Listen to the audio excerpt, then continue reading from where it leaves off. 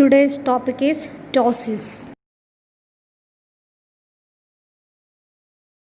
Ptosis, abnormal drooping of the upper eyelid is called ptosis. Normally, upper lid covers about upper 1/6 of cornea, that is about 2 mm. Therefore, in ptosis, it covers more than 2 mm. Clinical or etiological types: 1. Congenital ptosis. 2. Acquired ptosis. First, we will see the first type, that is congenital ptosis. Etiology: it is associated with congenital weakness, that is maldevelopment of the levator palpebrae superioris muscle. Characteristic features of congenital ptosis are drooping of one or both upper lids since birth. It is of variable severity, mild, moderate, or severe. Lid crease is either diminished or absent. Levator palpebrae superioris function may be poor, fair, or good depending upon the degree of weakness.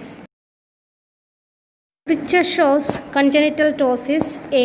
Simple ptosis, and B. blepharophimosis syndrome, which we will see later. The congenital ptosis may occur in following forms. 1. Simple congenital ptosis, that is not associated with any other anomaly. 2. Congenital ptosis with associated weakness of superior rectus muscle. 3.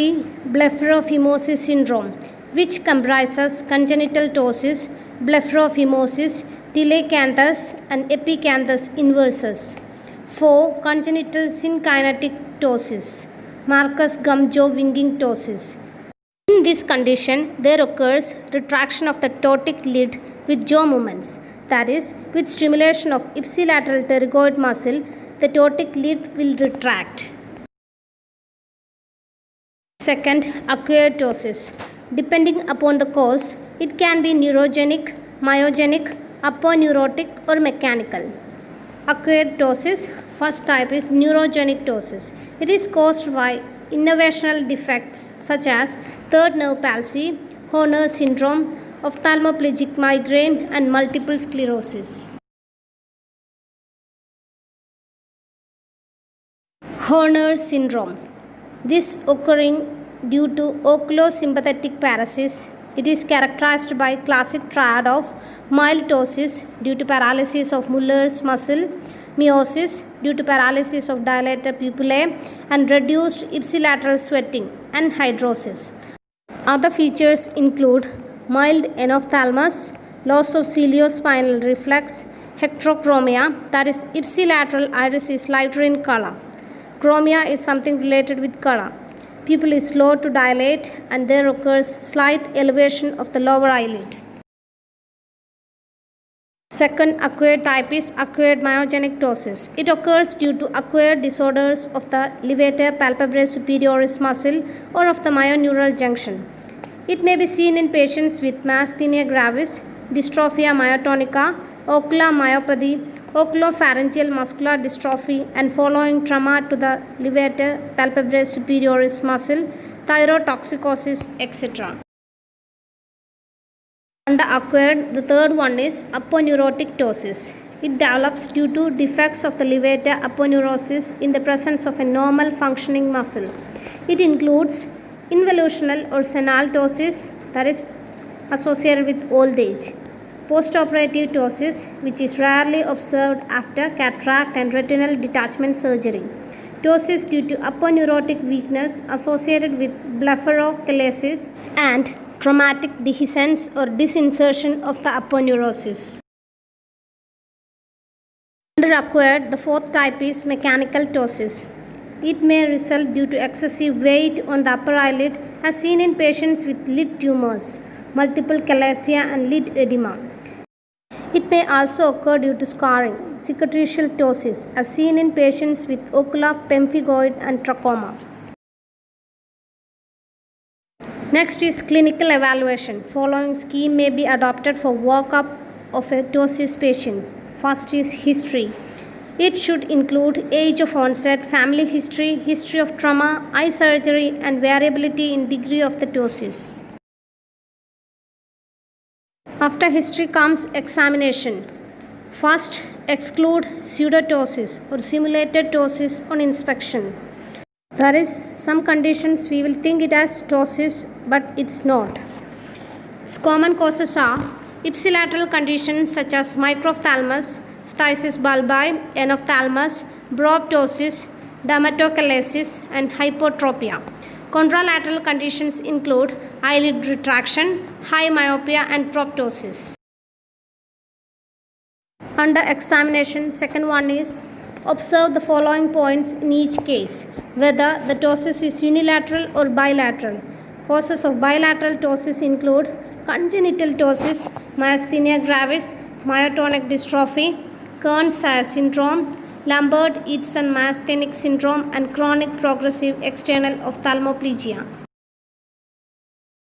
The observation also include function of orbicularis oculi muscle, eyelid crease is present or absent, jaw winging phenomenon is present or not, associated weakness of any extraocular muscle is present or not, Bell's phenomenon, that is up and out rolling of the eyeball during forceful closure is present or absent, etc.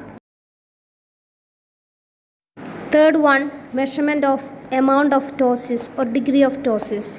In unilateral cases, difference between the vertical height of the palpebral fissures of the two sides indicates the degree of ptosis.